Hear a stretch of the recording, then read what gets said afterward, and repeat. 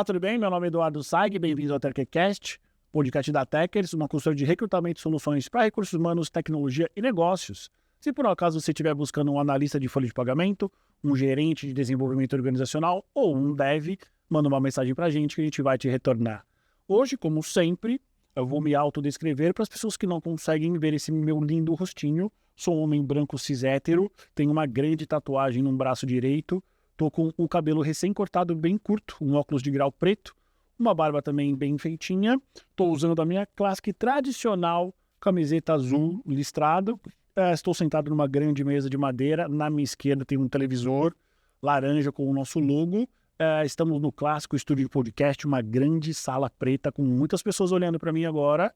Quase me deixam envergonhado. E na minha frente tem o meu ilustre convidado, Thiago Coelho. Prazer. Prazer, todo estar aqui, cara. Conheço você já há um bom tempo, então no mundo dos negócios 5 anos já é bastante tempo. Bastante tempo. Por favor, se autodescreva para aquelas pessoas que não conseguem nos ver. Legal, meu nome é Thiago Coelho, também sou um homem branco, hétero, cis, também cabelo curto. Deixa eu ver o que me diferencia.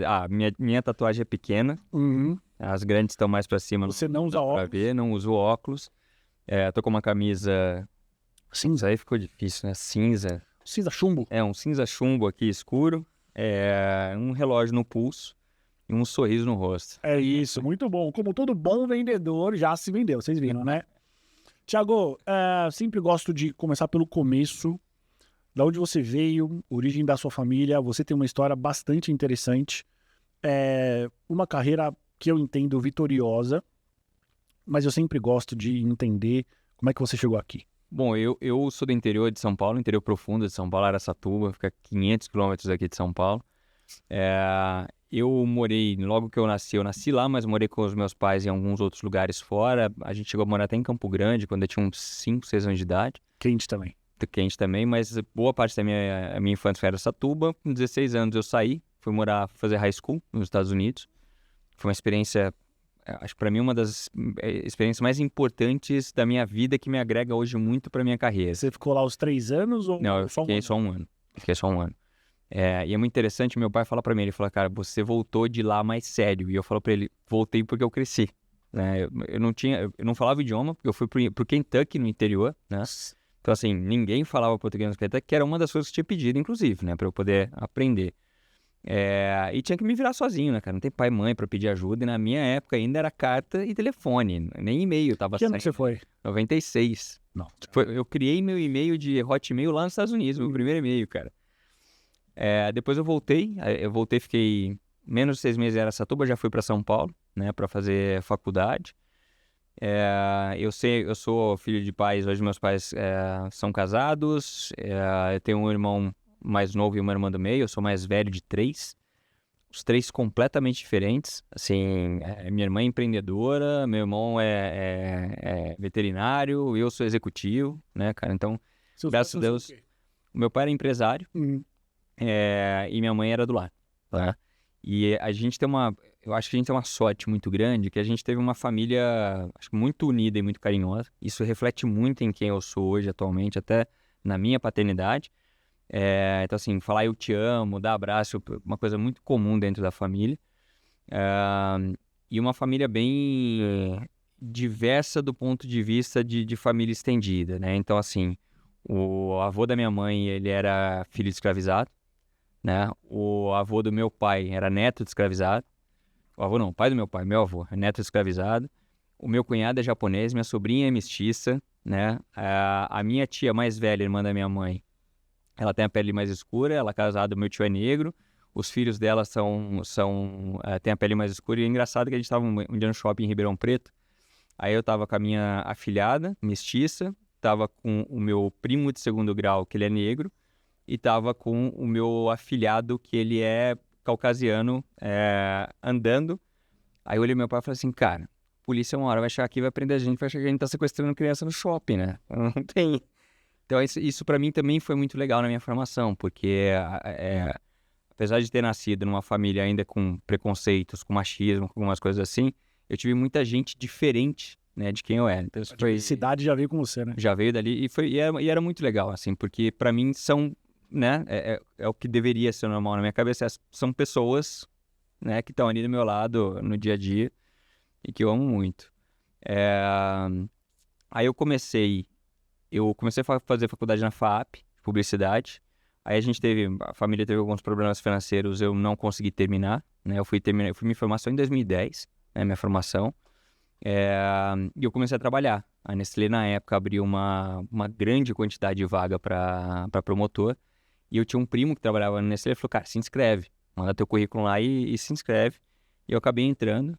Eu brinco que, assim, eu acho que foi minha profissão favorita até hoje. Se eu pudesse ter o salário que eu tenho hoje, a profissão de promotor, eu acho que seria o melhor profissional, assim, para sonho profissional. E aí começou tudo. Assim, e eu sempre... aliás, nos Estados Unidos eu trabalhei no McDonald's, trabalhei fazendo catering, né, buffet. Trabalhei limpando o supermercado, porque eu sempre tive isso, muito de exemplo dos meus pais, de você ter o seu sustento, né, ter a sua... Então eu gostava de trabalhar e receber minha graninha. E o mercado americano é muito assim com os jovens, né? Os jovens lá, naturalmente, independente quase da classe social, trabalham, né? Então eu fiz muito isso também, que foi das coisas que me levou mais adiante a ter essa sensação de ter as minhas coisas, de buscar o meu caminho, de construir a minha vida, né? Então foi um pouco disso, aí passei por Nestlé, Coca-Cola. E deixa eu entender, quando você foi trabalhar como repositor, Promotor de vendas, chama, mas é a mesma promotor de coisa. vendas, financeiramente estava ruim. Financeiramente estava ruim. Como é que foi ter dinheiro e de repente não ter? Porque quando você não tem, é o que todo mundo quer. Mas e quando você está acostumado com um certo padrão e de repente esse padrão...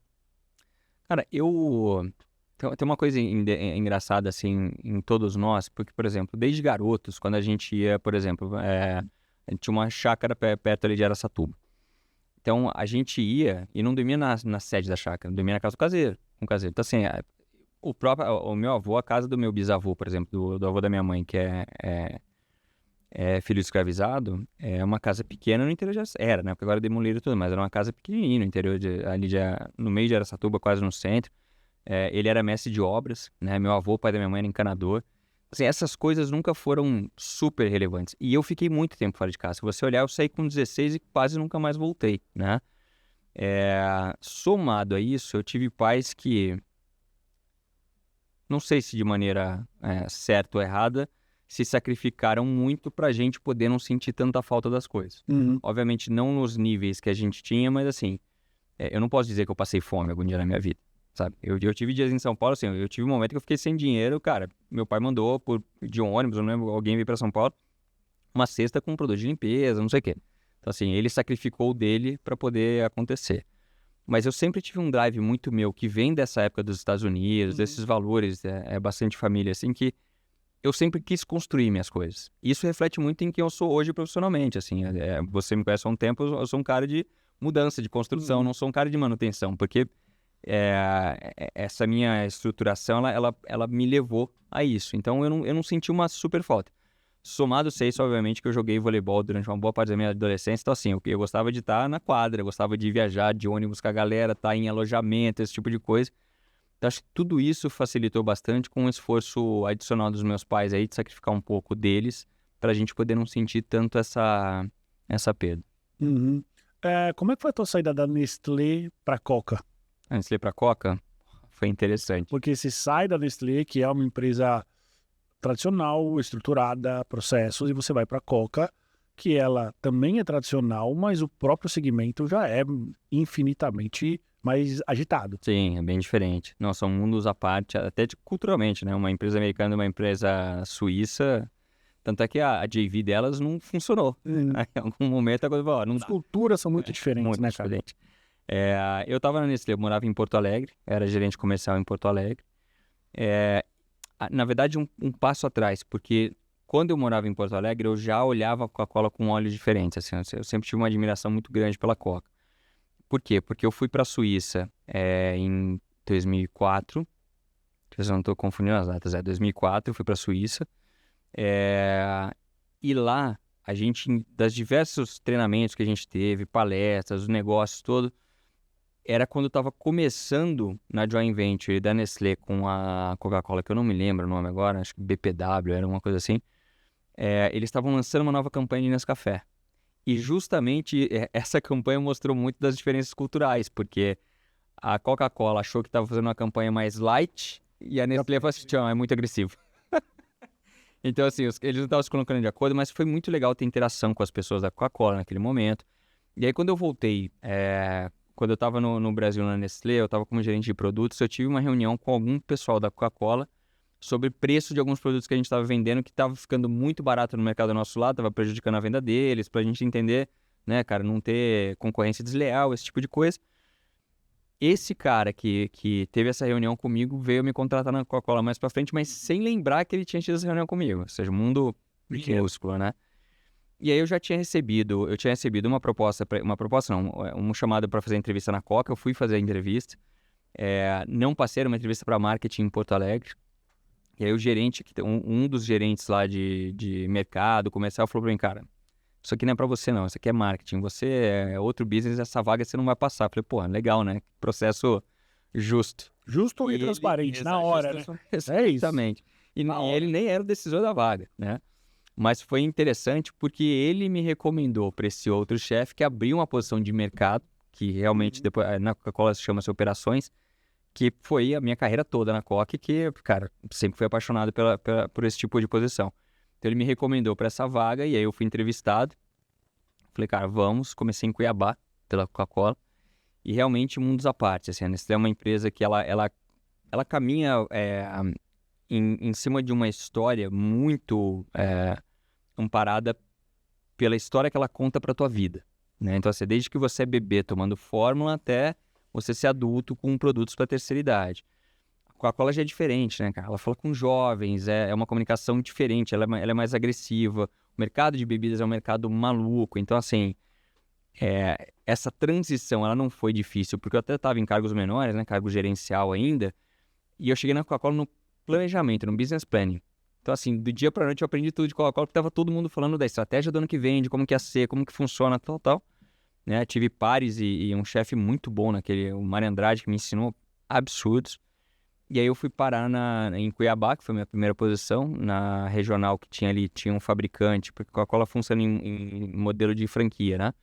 Então tinha um fabricante lá que até hoje, é excelente, do ponto de vista de execução, de mercado, participação de mercado, que me deu muita oportunidade de aprender, né? De sair com entrega, de ir na fábrica, de quantas vezes eu quisesse, de entender como é que funcionava o negócio, que foi muito rico para mim na carreira da Coca-Cola. Eu aprendi muito de Coca-Cola naquele momento e construí muito a partir daí, que foi bem, bem importante para minha carreira. Você ficou 15 anos na Coca, né? 15. Qual foi o teu cargo mais desafiador na Coca? Foi minha primeira diretoria. Tem um colega meu que ele fala o seguinte, o cargo de diretor é o pior cargo que tem, porque assim, os seus subordinados esperam que você resolva os problemas e o seu chefe também. Então você não tem com quem falar, né? E para mim ele foi desafiador porque quando eu assumi a posição, eu assumi numa região que tinha um histórico de alinhamento muito positivo com a Coca-Cola, mas que aquele alinhamento estratégico não se transformava em execução de mercado. Uhum. Então, com o time que eu estava ali naquele momento, a gente teve que redesenhar como é que a gente transformava ou fazia esse link de uma maneira eficiente e a gente conseguiu, assim, foi muito interessante. Mas o primeiro ano, você senta numa cadeira de diretoria para um desafio desse, que era um desafio pesado. A gente, no ranking de execução da Coca-Cola, por exemplo, nós éramos o último ou penúltimo, né? Eu fui embora, nós éramos vice-campeão, e nos 3 anos seguintes, depois que eu fui embora, eles foram campeões da Copa. Então você senta naquela cadeira, assim, tipo, não, as pessoas vão me dar tempo porque o negócio tá andando de lado. Migão, você é diretor? No dia seguinte eu tava numa reunião recebendo pergunta do negócio do cara que era meu antecessor. Falou, por que você não resolveu ainda? Eu falei, pô, eu sei que tava no meu lugar aqui, cara. Porque, assim, é esperado isso de um cargo dessa posição. Que você já esteja preparado, cara, pra colocar o negócio rodando. É interessante você trazer isso, né? Porque os famosos 90 dias funciona para todo mundo, menos para o C-Level. Exatamente. Né? Você não tem esses 90 Você tem 90 dias. minutos. Você tem 90 minutos. Você tem ali 2 semanas, eventualmente, para você entender o que está acontecendo e para você já vir com a solução. Exatamente. Né? Não, eu lembro que a gente... Foi uma coisa interessante, porque esse trabalho, a maneira que a Coca trabalha com as franquias, então você tem uma simbiose muito grande. Não é um trabalho que você chega lá e mete um contrato debaixo do braço, você tem que cumprir o contrato, não. É um trabalho porque essas franquias, às vezes, são famílias de muito tempo, que são parceiras da Coca-Cola, são grupos muito grandes. Então, você tem muito exercício de influência, um exercício de política realmente com as pessoas, de gestão de stakeholders, né? Então, eu lembro que eu cheguei na função e aí quem seriam os meus pontos de contato, que eram na época o diretor de marketing e o diretor comercial da franquia, para fazer essa mudança, essas duas vagas sumiram e aí chegou um cara, que hoje inclusive ele é VP de operações da Coca-Cola Japão, um grande amigo, o Rodrigo, e ele juntou essas duas funções. Só que ele chegou um mês depois que eu. Então o que aconteceu? Até alguém que chegasse lá para resolver tivesse sentado na cadeira, eu tive 30 dias que não tinha muito para onde mover. O que foi bom porque eu peguei meu time e falei assim, cara, assessment completo do negócio para a gente saber o que é o plano. Então quando ele chegou, eu falei, Rodrigo, eu sei que você está chegando agora, né, tem muita coisa rolando, mas eu vou te entregar um material que é a nossa visão sobre o porquê que as coisas andam melhor ou pior em determinadas áreas aqui do teu negócio. E ela não tem julgamento. Ela é prática. Olha, isso aqui não cresce por isso aqui não tem um sistema, isso daqui não tem... eu queria que você olhasse com os seus olhos, né, apesar de você não conhecer nada, me fala o que você topa fazer, o que você topa dar uma ajustada e a gente faz, e quais são as coisas que, assim, não consigo fazer agora, eu preciso de uma ajuda para segurar a onda, né? Porque a função do time de operações da Coca, inclusive, é essa, é o equilíbrio entre a Coca-Cola Company e o franqueado. Né? Você tem que jogar bem dos dois lados. Esse franqueado, o papel dele é só de distribuição ou é de produção do produto? Tudo. A Coca-Cola Company, ela basicamente desenha estratégia. Então, e gestão de marcas. Então, os franqueados sabem qual é o maior segredo do mundo, que é a receita da Coca, é isso? Não. Troca. Não, porque eles recebem o concentrado para misturar ali com água carbonizada, carbonizada, carbonatada com açúcar e... Nem eles sabem como a Coca é feita. Não, eles sabem como mistura o concentrado no restante, mas a fórmula secreta está num cofre lá em Atlanta. E aí eu falei para ele, só que eu sei que você está chegando agora, então assim, tome esses próximos 30 dias para você olhar o teu negócio com o seu time e ao mesmo tempo com a nossa visão. Na reunião de resultado, cara, o meu vice-presidente olhou pra mim e disse, você deu 30 dias pro cara? Eu falei, cara, o cara acabou de chegar, bicho. Ele não vai aprender da noite pro dia. E não é que ele era da operação aqui do Brasil. Ele era de outro país, né? Ele veio do Chile na época. E aí eu me lembro até hoje, eu tenho um e-mail guardado, cara, que aí o Rodrigo e eu fomos pro interior do Rio de Janeiro fazer uma visita de mercado. A gente sentou no final de uma tarde, a gente sentou no hotel que a gente estava hospedado. Ele abriu o documento que eu mandei para ele, abriu as anotações dele e falou assim, vamos lá. Ó, isso aqui sim, isso aqui não dá, isso aqui se a gente mover assim, tal. A única coisa que ele falou para mim, isso é que eu não consigo fazer na época, era a aceleração do plano de geladeiras. E para nossa sorte, a região já era muito boa nesse quesito, então dava para gerenciar bem. E a gente soltou um e-mail conjunto, eu da minha máquina com a assinatura Thiago e Rodrigo, e ele da máquina dele com a assinatura Rodrigo e Thiago, para os nossos times, para verem assim, ó, os dois caras estão alinhados no que precisa ser feito. E isso para mim foi muito chave na posição, porque os dois times já, não, ele falou, mas não era bem assim, não. Saiu o mesmo e-mail da máquina dos dois. Então os times pegaram aquilo, cara, e foram. Né? Então já no primeiro ano a gente teve um resultado muito positivo. No segundo ano, inclusive, até então tinha sido o melhor bônus da minha vida, né, pelo resultado daquele primeiro ano. E a minha meta nos 3 anos que eu fiquei ali era chegar como melhor execução do Brasil, e eu cheguei como segundo. Eu já tinha saído, mas assim, a premiação foi em dezembro, eu saí em outubro para uma outra posição e ficou em segundo, mas os 3 anos seguidos os caras ganharam, assim, o que para mim mostra esse trabalho muito legal feito com o pensamento de você ter que fazer uma mudança, mas pensando que ela tem que ser durável, né? Que ela tem que ser sustentável. Esse teu exemplo é um exemplo interessante. E a pergunta que eu tenho que te fazer é, que dicas que você dá para os profissionais, e não interessa talvez qual que seja a área, que estão chegando nesse tão almejado cargo de diretoria? Porque é um cargo que é muito desejado por muitas pessoas, mas cada vez mais eles chegam menos, porque é muita disputa. Sim, a pirâmide é fina. Para mim, o primeiro, eu sempre falo isso para todos os meus times. Eu tenho uma palestrinha que eu dou para os meus times de plano de carreira, como é que você gerenciar a sua carreira em 10 passos, né? Que eu faço para o meu time interno normalmente, que não é da empresa, é para eles, assim, para você ser dono da sua carreira.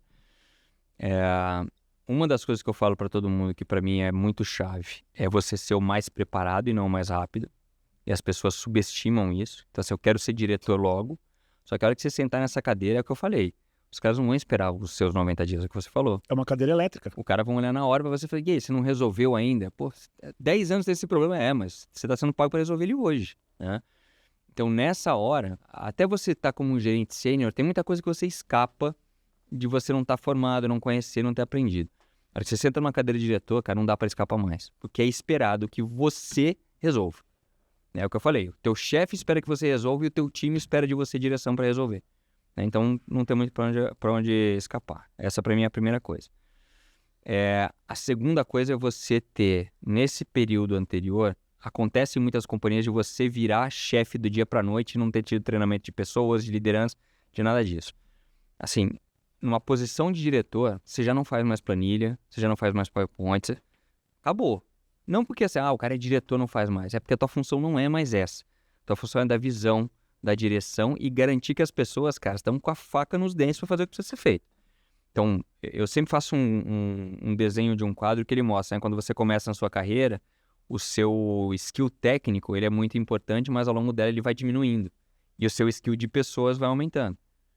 E no final, você sempre tem um pouquinho de skill técnico, porque aquilo ali é credibilidade. Né? Um advogado olha pra você e fala assim, pô, cara, acho que você precisa fazer um exame. O que esse maluco tá falando? Se o médico te fala, o que ele viu, né? E essa pra mim são duas coisas que eu acho que as pessoas querem acelerar na carreira, porque... E eu entendo, né? A gente já foi jovem, começando a carreira, você olha, você quer aquilo lá, você almeja aquilo lá, e é parte até do drive de você chegar. Mas a hora que você sentar ali, se você não entender de gestão de pessoas, eu não estou nem dizendo ser um bom líder, estou dizendo ser um bom gestor de pessoas, e não estiver preparado para estar sentado naquela cadeira, cara, assa fácil. Assa fácil. Você tira do forno queimado rapidinho. E talvez não tenha uma nova oportunidade, né? Não. Tem muita gente que é alçado a esses cargos de liderança, não conseguem performar ou não conseguem aguentar a pressão e nunca mais. Exatamente. Você morou em vários países, Thiago. Qual é o mercado mais competidor e mais difícil para você? Eu acho que tem visões diferentes. O Brasil é mais competitivo, pelo tamanho que é, ele não só é grande, como ele tem um bom nível de consumo. Ele pode estar, às vezes, cerveja, por exemplo, é o 8º per capita do mundo. Não é terceiro, quarto, mas ainda assim o 8º para um país desse tamanho é muito volume, é muito dinheiro, né? Eu acho que o mais complexo do ponto de vista econômico e social para mim foi o Peru. E eu peguei o país assim em 2019 e 20 entrou a pandemia. Eu fui promovido em janeiro de 19. 2020, cara, minha primeira posição como general manager... Não, foi minha segunda posição como general manager, mas primeira como de um país. Tava entrando pandemia. E ele foi mais desafiante para mim do ponto de vista social, porque quando você olha a estrutura da sociedade, 50% dos lares do Peru não tem geladeira em casa. Por exemplo. Isso foi um dos elementos que colaborou para a pandemia ser muito difícil lá. Porque a pessoa, se você não tem geladeira em casa, você tem que ir todo dia no mercado. Tem conversa. Como é que você armazena frango? E a gente acha que a comida do peruano é o ceviche. Não, a comida do peruano é o frango. O país é formado por serra, selva e montanha e deserto. Não tem o que você criar aqui que não seja granja. Então a comida do peruano, ele sempre fala, a comida do peruano é o frango. Frango você não tem como... Você tem ou compra todo dia ou você armazena gelado. Senão você tem um alto nível de contaminação. E aí pra gente era muito difícil, porque você vem de um país como o Brasil, que se você tem um bom plano, uma boa estruturação, como eu tinha passado, inclusive na experiência, por essa posição de diretoria, a coisa vai e funciona, porque o consumidor brasileiro também se engaja, se ele sente o valor de compra, você vai para um país desse nível de desafio social e econômico, é diferente. Então eu lembro que eu fazia parte do Executive Forums lá no Peru, que é o equivalente ao IPO, né? Os caras falavam para mim, cara, o Peru é o 20º em tudo. É o 20º em utilização de fralda, é o 20º em utilização de papel, e era o 20º país da Coca-Cola, por exemplo. Né? E eu, querendo subir esse, os caras falavam, e não porque os executivos que sentam nas cadeiras não fazem o melhor de si.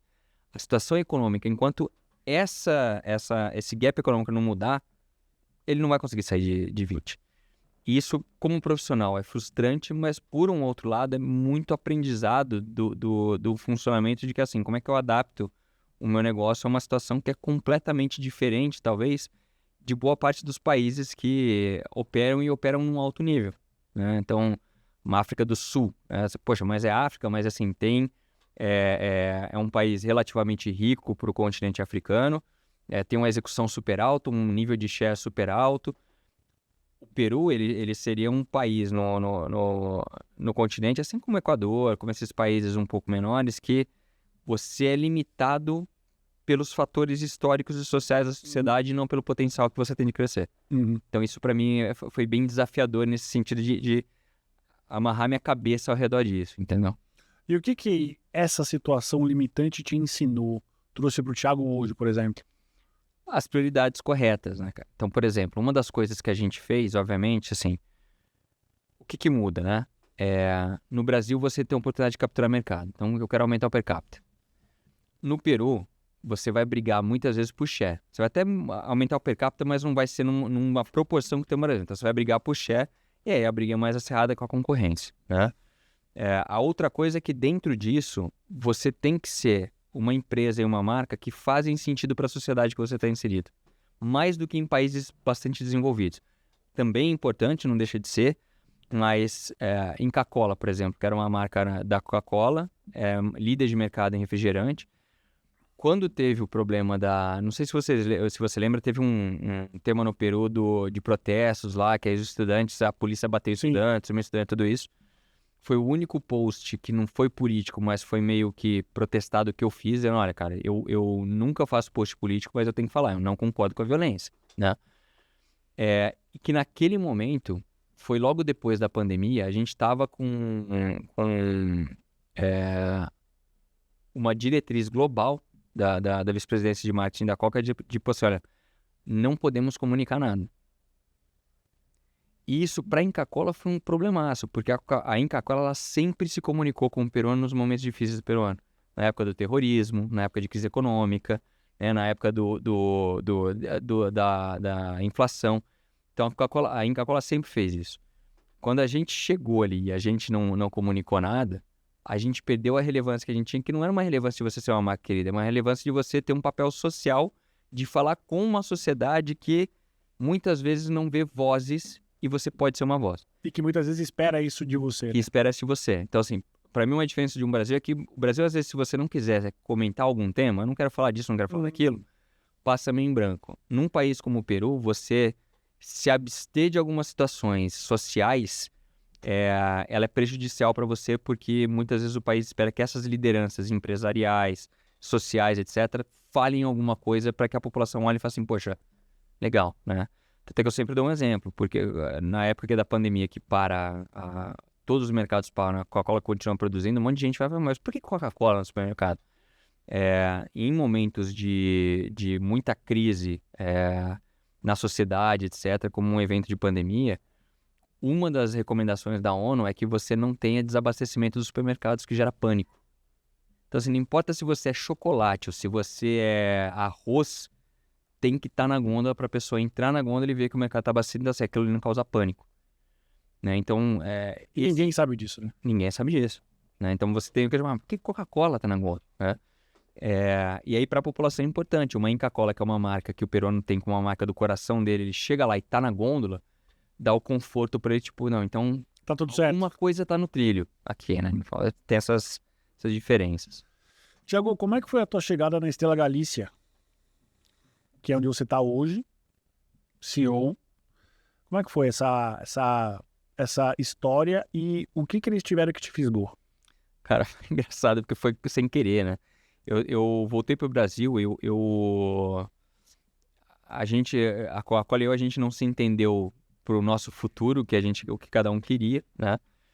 Aí eu falei, bom, então... E minha esposa também falou, olha, tô te acompanhando já há um tempo, eu também quero voltar para reacertar minha carreira. E a gente decidiu voltar com Coca-Cola, sem Coca-Cola, apesar da Coca-Cola, né? E aí eu tive uma oferta do Grupo Iguatemi e eu voltei pelo Grupo Iguatemi. Eu fiquei 10 meses só no Grupo Iguatemi porque a Estrela Galícia tinha fechado em 2021 um contrato com a Coca para venda e distribuição. O meu antecessor saiu e aí eles estavam buscando alguém que conhecesse o sistema Coca-Cola. E algumas pessoas ali da Coca-Cola falaram, tem um cara aí que não tá mais na Coca e pode ser que vocês peguem o cara. E eles vieram, eu participei do processo também com algumas outras pessoas.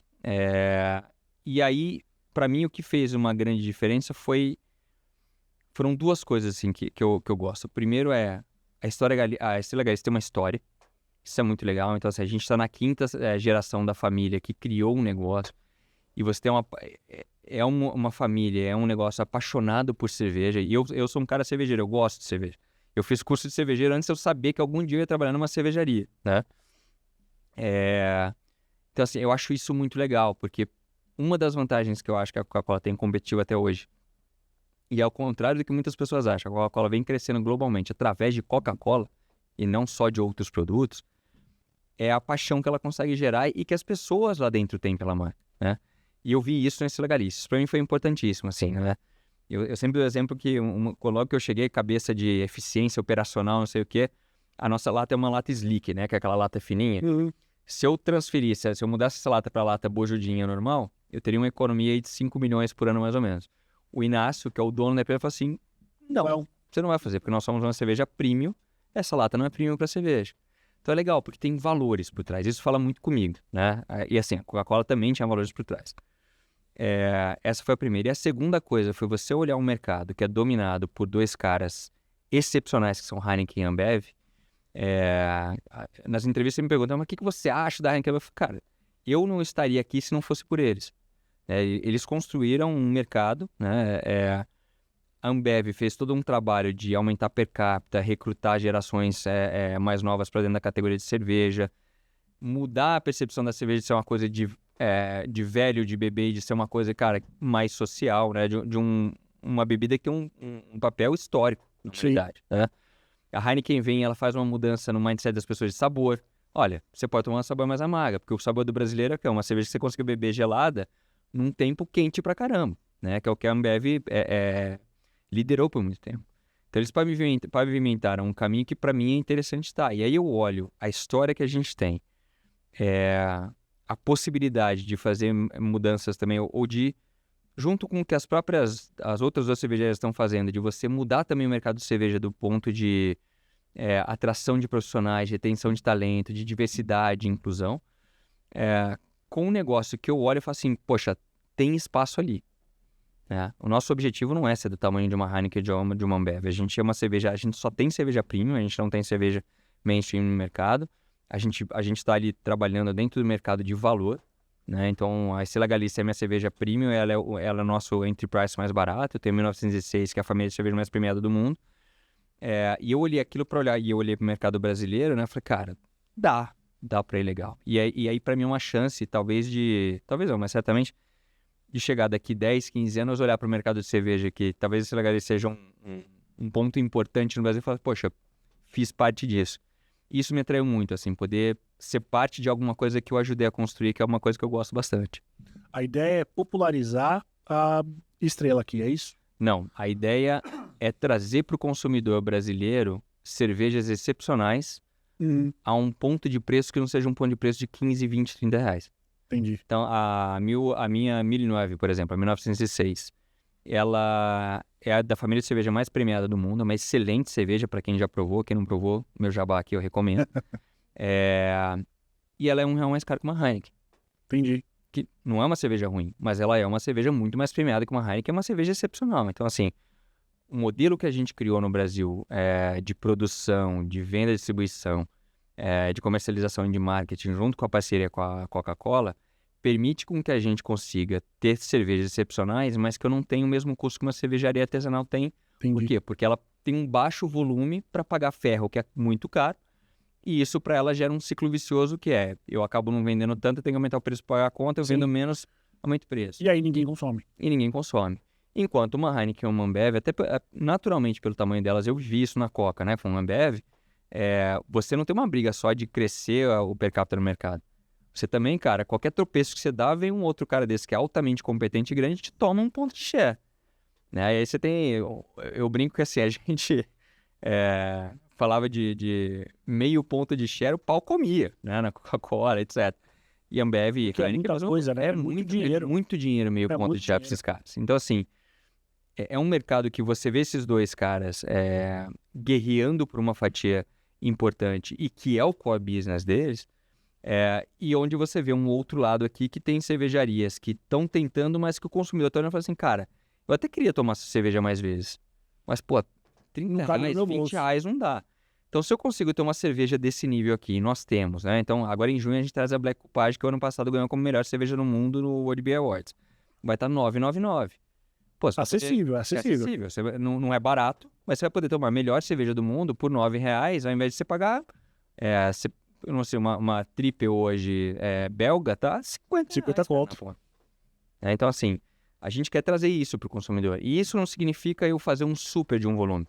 Significa demonstrar para o consumidor que, olha, agora que você está entendendo que antes você tomava cerveja no verão na piscina, na praia, né, ou na festa, o consumidor brasileiro já está aprendendo, e é uma tendência do mercado, que em ocasiões diferentes de consumo eu posso tomar cervejas diferentes. Então, assim, no meu churrasco, que os meus colegas só levam cerveja ruim, eu não vou levar minha cerveja favorita, eu vou levar a cerveja ruim igual a deles para todo mundo tomar mesmo. Agora, no meu encontro com meus amigos da faculdade de final de ano, que a galera leva uma cervejinha legal, todo mundo gosta, tal, eu vou levar uma cerveja diferente. No meu jantar de 10 anos com a minha esposa, ela toma vinho, mas eu não gosto de vinho, eu vou tomar minha cerveja, aí eu levo uma Black Coupage e eu tomo. O consumidor brasileiro está indo para aí, né? O que abre para a gente essa perspectiva de oferecer para eles as cervejas para ele encaixar nessas ocasiões, mas não uma vez por ano. Uhum. E sim com Tá mais frequência. democratizando esse acesso, Exatamente. desde uma cerveja talvez mais simples e com menos qualidade, até uma cerveja melhor feita e não tão cara. Exato. E na verdade é o seguinte, o Big Craft que a gente chama, que são basicamente cervejarias que já têm presença global, mas elas ainda são familiares, independentes, e a gente considera isso importante por quê? Porque eu tenho eu tenho menos amarras do que uma empresa grande que tem múltiplos acionistas. Uhum. Né? Então, assim, é isso. O Inácio olha para 5 milhões e ele fala assim, diante do que eu preciso fazer e do que é importante para o meu legado, esses 5 milhões não é o que vai machucar minha família. E você tem empresas já de capital aberto, a conversa passa a ser um pouco diferente de acordo com os grupos de acionistas que você tem, né? O que a gente quer é ver que, assim, eu tenho uma Estrela Galícia, que é uma cerveja extremamente equilibrada, é uma cerveja muito boa. Hoje a cerveja que nos últimos 5 anos mais cresce na Espanha, é uma cerveja que tá super na moda na Espanha. Você coloca aí hashtag Ibiza. Aliás, o ano passado teve as irmãs... a Caitlyn Jenner lá, como é que chama? As irmãs... Meu Deus, que Kardashian. As irmãs Kardashian, as duas foram pra Ibiza, e aí tem um filme nelas no carro, as duas tomando Estrela Galícia e fazendo aquele voice-over lá, cantando, né? Aí na hora eu peguei e mandei uma mensagem pro Pepe, que é o nosso CMO, né? Eu falei, Pepe, quanto você pagou nesse negócio? Ele falou, cara, eu não paguei nada. Então, assim, você vê que ela virou moda na Europa, ela virou trend na Europa, e é uma super cerveja. Então eu começo dela, que seria um entre ponto ali nessa nova categoria no Big Craft, que é mais um super premium, né? E aí eu vou com diversos tipos de cerveja, até, de novo, um 9,99, que é uma cerveja, a melhor cerveja do mundo. Uhum. Eu quero que o consumidor brasileiro comece a olhar isso e fale assim, poxa, legal. Eu não preciso gastar nem o olho da cara, ou nem sacrificar a qualidade para eu ter um preço mais justo, né? Não necessariamente acessível, mas mais justo para tomar uma cerveja mais vezes. Muito bom. Você tocou num ponto que eu quero que você fale mais, que é quais são as diferenças de você, que é um líder de uma empresa num país, quais são as diferenças de governança quando você está falando para um sócio só, né? E quando você está para essas grandes empresas? Porque você é um executivo relativamente jovem, que você ascendeu na carreira, não vou ser leviano para dizer que foi rápido, mas foi muito mais veloz do que a gente vê, né? Então você já tem um lastro como líder já de uns bons anos. Quais são as diferenças de governança, de ritos corporativos entre você reportar para uma família e, cara, um monte de sócio, um monte de gente querendo, muitas vezes, o teu lugar? São interessantes, assim, né? Porque... deixa eu ver como é que eu estruturo da melhor maneira. Quando eu fui para Argentina, eu fui ser General Manager de ADES, aquele leite de soja, o suco de soja, né? Não é a melhor palavra, mas a bebida de soja. A Coca-Cola tinha acabado de comprar da Unilever, então eu fui para assumir essa gerência geral para trazer para dentro da Coca-Cola a ADES, né? Então, foi muito legal, porque eu trabalhei um tempão com a Unilever, carve-out de fábrica, né? Separar a fábrica para trazer pra gente, foi bem interessante, super aprendizado. E aí eu respondia para um board, porque essa empresa, ela era uma JV, ainda, né? Uma JV dos fabricantes da Coca-Cola com a Coca. Então eles compraram juntos a empresa, né? E aí eu respondia para um board. E é muito interessante porque, assim, Você tem fabricante que está super bem financeiramente e o cara está olhando o negócio mais para o longo prazo. Você tem fabricante que está super bem financeiramente, mas assim, o cara está olhando para o curto prazo, que é o resultado para amanhã. Você tem a Coca-Cola Company que assim, nunca teve problema financeiro, que ela está olhando daqui 20 anos, e aí você senta na mesa, assim, cada pedido é um, e você tem que fazer um trabalho assim, de você coordenar esses stakeholders antes, durante e depois desses momentos, para que eles estejam pelo menos num caminho mais parecidos e como que você movimenta essas peças, né? Então, assim, eu sei que, poxa, o Eduardo, o João gosta do Eduardo, os caras pensam completamente diferente, mas assim, o Eduardo ouve o João. Pô, então eu tenho que ir lá no João, O negócio de família já é diferente, né, dos que eu participei. Então, assim, Sila Galícia é muito legal que eu tenho muito, muito, muito baixa interferência do Inácio. Aliás, baixa não, eu não tenho nenhuma. Eu tenho muita autonomia para andar. O Inácio pega o telefone e quando dá umas 10, assim, a lata, isso não vai mudar não, bicho. Porque a visão dele é pro neto dele, né? Então, assim, nenhuma interferência. E ele é um membro de uma família que tem vários participantes ali, que ele basicamente se coloca como responsável de coordenar aquele grupo todo. Então, eu tenho as apresentações para o conselho, né, o resultado que tem que trazer, o business plan do ano que vem, etc. Mas se eu já estiver bastante alinhado com ele, eu sei que ele está bastante alinhado com a família dele, né? Então, assim, ele faz bem esse trabalho de presidente do conselho, que às vezes numa empresa grande, o presidente acaba meio que assim, com muitos conflitos de interesse, ele acaba meio que tentando ficar neutro, né, para não se indispor com ninguém. Essa para mim são as duas grandes diferenças. O que eu fiz quando é que foi isso? Foi em 2021, justamente por estar participando. Então assim, eu tive a ADES, depois que eu saí de ADES eu fui para o Peru, perdão. E aí depois eu assumi Peru e Equador. No Equador eu era membro do conselho de uma empresa de leites, que é da Coca-Cola dos fabricantes também. Aí eu fiz o curso de conselheiro na Fundação Dom Cabral, né? Não porque eu quero ser conselheiro, hoje não é algo que eu tenho no meu radar, mas justamente para poder olhar Você entender como é que é a dinâmica. como é que é o jogo, né? Olhar esse jogo para você entender como funciona. Então me ajuda bastante. Hoje no Brasil eu não tenho um conselho para o Brasil, o nosso conselho é só o conselho global da companhia, mas eu tenho um comitê assessor, que funciona como um conselho. Por temas legais, ele não pode funcionar, ele não pode ser conselho. São conselheiros independentes ou é uma empresa, por exemplo? Não, são 6 pessoas da Estrela Galícia, entre executivos lá de fora e pessoas da família, e 2 independentes aqui do Brasil. Um é o Dirk Schneider, que era ex-presidente da Leão, e o outro, o Newton, que foi presidente da Diageo na Espanha. Então, assim, é a mesma dinâmica com esses caras, né? Apesar deles serem um comitê assessor, ou seja, eles estão mais para me apoiar, né, do que, eu preciso de ir para cá, para lá, como que vocês me assessoram em relação a isso, eles também fazem o papel de aprovação, por exemplo, do business plan. Se eles não aprovarem o business plan, dificilmente o Inácio vai com o business plan aprovado para a família. Então eu tenho que fazer um pouco dessa gestão, mas basicamente é isso, cara. Uma empresa maior você tem muito mais interesses Individuais. Não individuais, mas assim, separados, né? E uma empresa familiar você já tem um certo alinhamento, porque a família está normalmente por trás ali do cara que está liderando o negócio. Que dicas que você dá para alguém que está assumindo um novo cargo de CEO, de MD, de líder de uma empresa? Foi ampla essa pergunta, né? Primeira coisa, assim, conhecer do negócio. Assim, pegar o tempo que você tiver e vai aprender, vai estudar. Eu dei uma certa sorte na Estrela. Conhecer o negócio, porque dependendo de quem está sentado nessa cadeira, e eu entrevisto muitos profissionais de recursos humanos, conhecer o negócio até um certo limite. Nesta cadeira que você está, o que é conhecer o negócio? É desde a produção, área fiscal, legal, recursos humanos? Não nesse nível de profundidade, mas como as coisas funcionam. Então, por exemplo, o modelo de negócio da Estrela Galícia. Eu não tenho fábrica no Brasil ainda hoje, eu tenho Copec. Então, o meu modelo é um modelo hoje asset light, que inclusive, ele tem uma complexidade diferente que se a fábrica fosse diretamente minha. Então, um executivo numa cadeira de CEO, de presidente, uma pessoa que está aspirando ali, você não precisa entender no detalhe da produção. Mas é bom que você entenda alguma coisa para você ter credibilidade com o teu VP de supply, por exemplo, que é um cara que você vai poder se apoiar nele, mas também você tem que saber fazer as perguntas para ele, né? Então, eu lembro, cara, E isso aconteceu comigo, de novo, pelo aprendizado que eu tive lá em Cuiabá, mas quando eu cheguei em Peru, Equador, uma vez a gente foi fazer uma rota no Equador, e aí fomos eu e o GM do fabricante de lá, né? Que éramos 2 pares ali na região.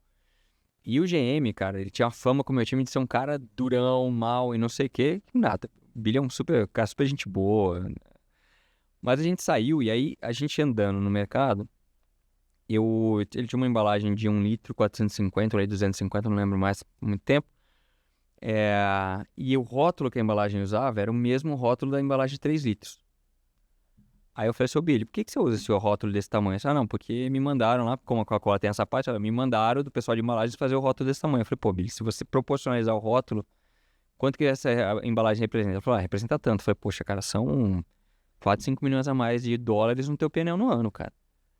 Não, mas o pessoal de embalagem, eu chamei a Emília, que é a nossa diretora de marketing, falei, Emília, fala lá com o pessoal de embalagem, vamos tentar usar a embalagem de 1,5 litro na de 250, 450, alguma coisa assim, ao invés de 3 litros.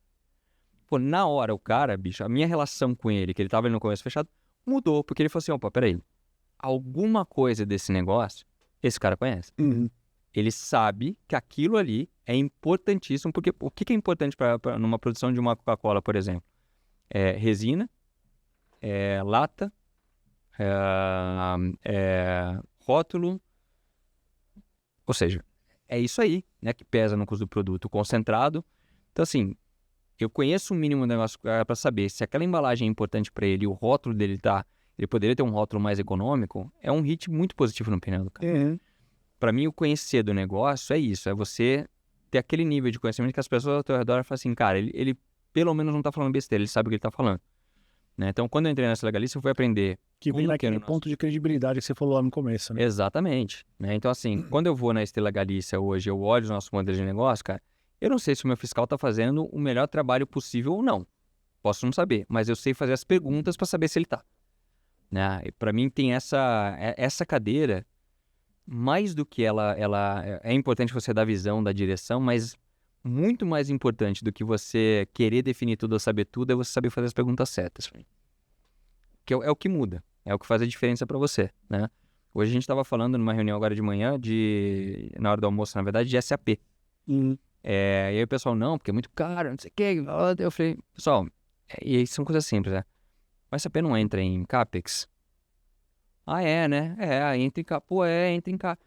Algum momento da minha carreira eu aprendi esse negócio, né? Obviamente a licença não, mas enfim, não vou entrar no detalhe técnico. Mas assim, o meu time olha e fala assim, pô, legal, né? Bom que ele lembrou isso, então assim, não tirou do nada. Não é um cara que sentou aqui, não ajudou em nada, só fez pergunta idiota, então o teu time olha pra você e começa a olhar diferente. Por quê? Porque você, alguma coisa daquele negócio, você tem um conhecimento, que é aquela parte que eu falo de você sentar preparado na cadeira. Eu nunca quis ser o cara que chegou primeiro, né? Apesar de eu estar, como você falou, relativamente jovem na posição, eu sempre quis estar preparado para sentar nas cadeiras. Porque eu sei que a hora que eu sento lá, cara, aquilo vai fazer uma bruta diferença, porque a entrevista é o começo do desafio.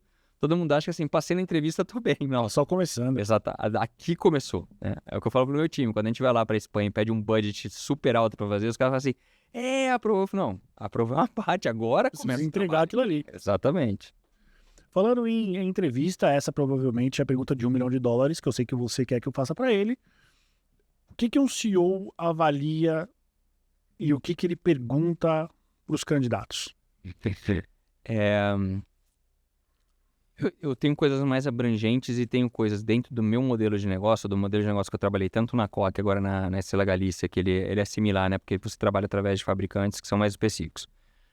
Tem uma coisa que para mim é muito importante, cara, que eu olho nas pessoas, eu aprendi isso numa palestra do Bernardinho uma vez, que chama fome.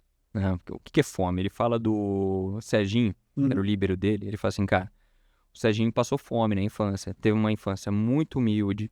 Então, assim, cada bola que ele defendia na quadra, para ele, era o prato de comida que ele não teve na infância. Então, assim, aí o Bernardinho, que ele é dele o tema, né? Assim, é a fome. Eu acho que uma pessoa que ela tem fome, cara, ela vai buscar. Ela pode não ser a melhor naquilo, mas assim, ela vai buscar onde que tá, como é que ela vai fazer. Ela vai ser, em inglês é resourceful, como é que é? Ela vai ter ferramentas, ela vai criar uma caixa de ferramentas que eu acho que é super importante. Eu gosto de profissionais que têm caixa de ferramentas. Porque você chega em determinados momentos, cara, que às vezes você não sabe que você não sabe. Sim. E nessa hora, as pessoas que têm mais recursos que se juntam para falar assim, poxa, então a gente acha o melhor caminho. Formação, para mim, ela é importante, mas não adianta de nada sem ela ter a fome, sem ela ter essas outras características. E a outra, cara, é uma pessoa de pessoas. Isso para mim é muito importante, porque um membro do time pode atrapalhar a empresa inteira. Famosa massa podre. Principalmente se ele for da diretoria da liderança da empresa. Porque aí, assim, é a mensagem que eu também tô sendo conivente com aquele tipo de atitude. Uhum. Se é um gerente que eu não conheço, ou que eu não vi porque a empresa é muito grande, na Coca-Cola, muita gente, se você não conhece um ou outro, lá na avaliação de final de calibração aparece, ó, esse cara aqui, ó, né, a avaliação dele, os pares dele não gostaram, 360 alguma coisa. Mas quando é diretamente do seu time, começa a ter comportamentos que não estão de acordo com o que são os meus valores de liderança, começam a atrapalhar a empresa, se eu não tomo uma atitude sobre aquilo, a empresa inteira olha e fala assim, entendi, esse comportamento é permitido, eu vou transmitir ele. Então, pra mim tem a fome, tem pessoas de pessoas. O restante, obviamente, não vai sair da conta, mas assim, aí tem um cara como você que já avaliou pra mim antes. Exato. Fiz o meu trabalho. Exatamente. Tiago, você é um executivo que eu considero moderno. Por quê? Porque você se expõe muito nas redes sociais, né? Fala muito sobre diversidade, e eu quero que você conte um pouco sobre a frente de paternidade, que é algo que você vem defendendo. Somos 2 pais, sou um pai mais velho do que você, então sei muito bem os desafios, mas conta um pouco sobre esse trabalho que você está fazendo. Então, hoje eu sou embaixador da COPAI, que é a Coalizão de Licença Paternidade. A COPAI, basicamente, ela está empurrando a aprovação de um projeto de lei no Congresso Nacional para que nós tenhamos 60 dias de licença paternidade no Brasil que sejam compulsório e remunerado. Uhum. E ser remunerado é importantíssimo, porque senão você não consegue que a pessoa, que o homem acabe ficando em casa, ou seja, vai buscar algum bico, alguma coisa para conseguir prover. E esse convite de participar disso nasceu justamente de um post meu que eu fiz sobre meu filho, logo que ele nasceu, né? Que também me gerou um convite para falar do TED sobre o mesmo tema, mas que vem de todo o tema que eu trabalho e que eu me engajo bastante, que é no tema de liderança feminina e de igualdade de gênero, né? Então, assim, o que eu digo é que, basicamente, a igualdade de gênero ela começa em casa, na divisão justa das tarefas do lar. Né? Porque quando isso não acontece, você tem a mulher que ela recebe essa sobrecarga inteira sozinha de cuidar de casa, cuidar de filho e ainda ter o trabalho dela. E isso gera o que para a ONU hoje, para a Organização Mundial da Saúde, é um problema, é uma epidemia, não ainda uma pandemia, de doenças mentais relacionadas à estafa, cansaço, por causa do acúmulo de tarefas para a mulher, né? E aí isso, obviamente, atrapalha quando a mulher volta da licença maternidade ou quando ela já está de volta, que ela não consegue produzir do mesmo jeito. E a gente chega na triste figura aí de que 60% das mulheres, quando volta da licença maternidade, vai demitida ou pede demissão, né? Porque ela não consegue equilibrar essas duas coisas. Então, eu como sempre fui engajado nisso, eu tive uma lição logo no começo da nossa decisão de gravidez da minha esposa, né? Que para mim, eu sempre falo para todo lugar que vocês me chamam para entrevista, a gente chama ela porque ela que me ensina tudo sobre isso. Que a Luciana ela tinha 2 miomas quando a gente começou a namorar, depois ficou noivo, e ela sempre sentia aquela dor e os médicos sempre falavam para ela que era normal, né? Até que ela encontrou uma médica que inclusive foi quem fez o parto do nosso filho, mas que foi muito humana na visão dela, de falar para minha esposa, olha, nenhum ser humano tem que sentir dor a vida inteira, isso não existe, né? E ela falou assim, olha, tem as cirurgias, eu vou te ajudar com isso, tanto que hoje a Luciana já não sente mais nada em relação a isso. Ela falou o seguinte, só que as cirurgias ou as saídas que você tem, elas dependem de uma decisão. Vocês querem ou não ter filho? E até então, a gente não tinha planejado. Não estava no planejamento, assim, tipo, se tiver a gente vai ser feliz, se não tiver também, mas ali a gente teve que tomar uma decisão. Por quê? Porque mudava a cirurgia. Né? Como um dos miomas, ela estava na parte de trás do útero, que a musculatura ela não é linear, ela é uma musculatura mais embaralhada. Se você decide ter filho, a maneira com que tem que ser feita a retirada é uma e você tem que ser cesárea, como foi o nosso. Ela não pode fazer o esforço para a criança sair. Então a gente sentou, conversou algumas vezes, né, antes de tomar a decisão, e grande parte da preocupação da Luciana era o meu entendimento sobre paternidade. Porque ela tinha muito claro na cabeça dela, por temas de família, por ser mulher, por ter vivido aquilo, que se eu não entendesse o tamanho da responsabilidade que estava vindo, quem ia sofrer do ponto de vista pessoal de carreira era ela. Ela teve muito essa preocupação. E isso me ensinou muito nesse processo de decisão, né? Tanto é que como a gente vive como casal hoje com o Rafael é muito reflexo desse período de muita conversa entre a gente. Então, quando o Rafael... antes até disso, na verdade, eu já, por esse tema de igualdade de gênero, eu já tinha feito na Estrela Galícia a adoção de 60 dias de licença paternidade. A gente nem estava grávido, não sabia que ia ficar. E tanto é que o Rafael, que é o nosso colaborador, que foi o primeiro cara a usufruir da licença paternidade, foi bem antes de eu poder sair. Então, culminou, né, cara, dessa conversa com a Luciana, já uma parte do entendimento que eu tinha justamente por ter tomado a decisão da licença paternidade já era por esse tema, mas acho que ela cavou muito profundo em mim a razão disso. Eu sabia por ler, por literatura, não sei o que, ela me colocou sentado para falar para mim, assim, eu vou me ferrar se você não tiver um bode dessa brincadeira. E eu acho que é uma conversa muito importante que a gente tem que ter sobre paternidade no dia a dia. Eu sempre falo para todo mundo, passo número 1 é educação. E não é educação só de ler, não. É educação de sentar e educar o cara a ser pai. Tanto é que eu falava para as pessoas, eu falava que a gente tinha tem na Estrela Galícia 60 dias de licença paternidade e eu falava que eu ia ter. O pessoal fala assim, pô, que legal, você vai ajudar a sua esposa. Eu falava, eu não vou ajudar a minha esposa. Eu sou pai. Metade dessa brincadeira aqui é minha. Ela dá 120, eu tenho que dar 120. Né? Não tem ajuda, nesse caso.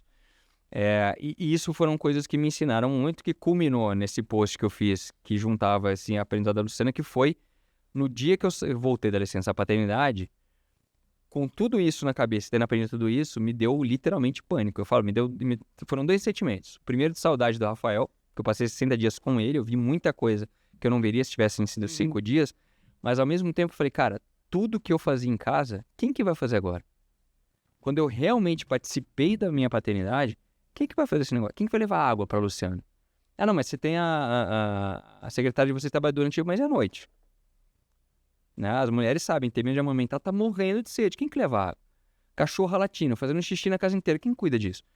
Então, isso me levou a essa publicação falando, olha, cara, a licença paternidade ela tem essa importância. E você imagina, no Brasil, são 5 dias. Esses 5 dias, eles não são 5 dias por lei, todo mundo, não, são 5 dias por lei que a gente tem. Na verdade, ele é um placeholder que o Congresso colocou lá na Constituição de 1988 para dizer, olha, enquanto a gente não legisla sobre o tema, vamos deixar 5 dias. E aí você vê o nível de importância que o nosso país dá para a paternidade, que desde 88 não foi legislado, né? E aí agora a COPAI está empurrando, a gente está empurrando para que isso seja legislado e aprovado. Então, quando você está dentro desses 5 dias, cara, o leite da mãe não desceu ainda. Né? No nosso caso, que foi uma cesariana, não foi parto vaginal... Ela nem saiu do hospital. Ela não consegue andar. A recuperação de uma cesariana são 40 dias. Então, assim, eu consegui ver o sorriso do Rafael, eu consegui ver o restante do cordão umbilical dele cair, coisas que certamente eu teria perdido. Então, assim, a conexão... A Luciana falou para mim hoje, assim, o tanto que o Rafael passa do meu lado, ele ri. Ele passa do meu lado, ele olha pra mim e sorri. Por quê? Porque eu desde o começo, criei essa conexão. E pra mim aí tem um passo muito importante, que é... A gente aprendeu pela COPAI em pesquisas de diversos países, principalmente Noruega, Finlândia, a própria Espanha, que tem a licença paternidade estendida. Quanto mais o pai participa da infância da criança, melhores cidadãos a gente forma. Você participa de um pedaço muito crucial na vida da criança, que você ajuda na formação cerebral da criança, você ajuda na formação intelectual, na construção de autoconfiança na criança, e o contrário também é verdadeiro. Quanto mais o pai participa na infância da criança, menor são os indícios de uso de drogas, de violência no lar, esse tipo de coisa. Então, assim, isso tudo, cara, gera um benefício enorme pra gente, que a gente acaba deixando passar em branco, porque até então o entendimento social que a gente tem em muitos lugares do mundo é que quem tem que cuidar de criança é a mulher. E não é verdade. Né? Se a gente olha no passado, dizia-se que você precisa de uma aldeia para criar uma criança. Por quê? Porque os pais saíam para trabalhar, faziam as funções na aldeia, e quem cuidava das crianças eram os anciãos. Os mais velhos. Os mais velhos. Hoje a gente mandou os mais velhos embora, nossa sociedade já não liga mais para os mais velhos, e as crianças ficam sozinhas em casa com a mãe tendo que ser responsável por tudo.